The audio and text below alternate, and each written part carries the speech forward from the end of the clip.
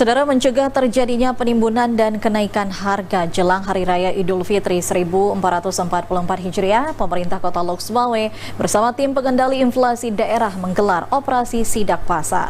Peninjauan dilakukan pada dua pasar induk yang menjadi acuan harga, yaitu Pasar Impres dan Pasar Batu Pahat Timur, Kota Lok Sumawe. Sebagai salah satu upaya pencegahan terjadinya lonjakan harga serta antisipasi terjadinya penimbunan, Forkopimda bersama tim pengendali inflasi daerah Kota Lok Sumawe melakukan operasi sidak pasar di dua titik, yakni titik Impres, Kecamatan Banda Sakti, serta titik Pasar Batu Pahat Timur yang berada di Kecamatan Muara 1, Kota Lok Sumawe. Peninjauan dilakukan untuk memastikan kestabilan harga seluruh komoditi pasar menjelang perayaan Hari Raya Idul Fitri 1444 Hijriah. Dua lokasi tersebut merupakan acuan harga seluruh pasar tradisional yang berada di Kota Lok Sumawe. Setelah ditinjau, seluruh komoditi masih tergolong stabil dan mencukupi hingga Lebaran Idul Fitri.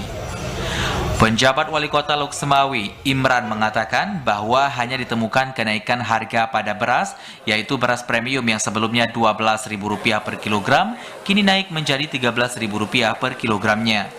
Sementara harga minyak goreng eceran masih bertahan di Rp14.000 per kilogram, tepung terigu Rp10.000 per kilogram, dan gula pasir Rp14.000 per kilogram.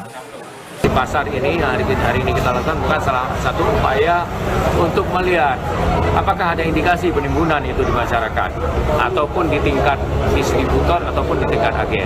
Kan bisa saja kan masyarakat nimbun juga, agen juga nimbun, ya kan, kemudian itu distributor juga nimbun. Ternyata kalau kita lihat tadi, kalau terjadi penimbunan nggak ada stok, ya kan, nggak ada stok. Misalnya di tingkat agen tadi kan, toko-toko yang merupakan ini tempat ini jalur distribusinya kan ada stok semuanya. Imran juga memprediksikan menjelang Hari Raya Idul Fitri nantinya seluruh komoditi masih tergolong stabil dan tidak akan mengalami peningkatan harga yang drastis. Pemerintah Kota Lok Sumawe akan terus menggandeng beberapa pihak terkait untuk menstabilkan harga dengan upaya menggelar pasar murah maupun program pembagian sembako gratis pada fakir miskin dalam rangka cadangan pangan. Dari Lok Sumawe, Muhammad Ilyas, TVRI melaporkan.